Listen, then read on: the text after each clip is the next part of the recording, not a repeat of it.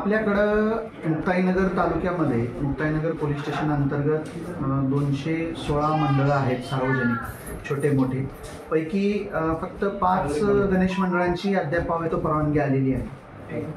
परवानगीसाठीचं पत्र आलेलं आहे। सर्व सार्वजनिक गणेशोत्सव मंडळांनी परवानगी घेणं ती ऑफलाईन असो किंवा ऑनलाईन असो हे अत्यावश्यक आहे आणि बंधनकारक आहे।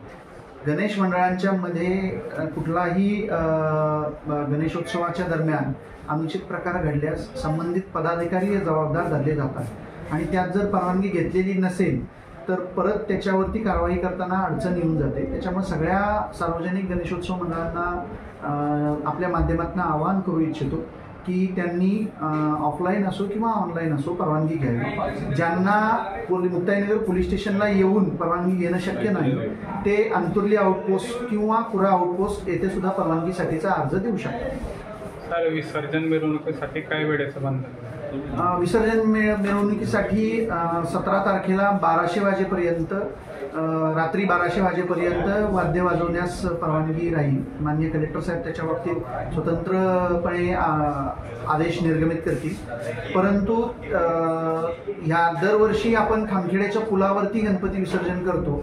यावर्षी तिथे जाळी बसवलेली आहे, त्याच्यामुळं प्रशासनातर्फे कुंडच्या पुलावरती विसर्जनाचं आपण नियोजन करतोय।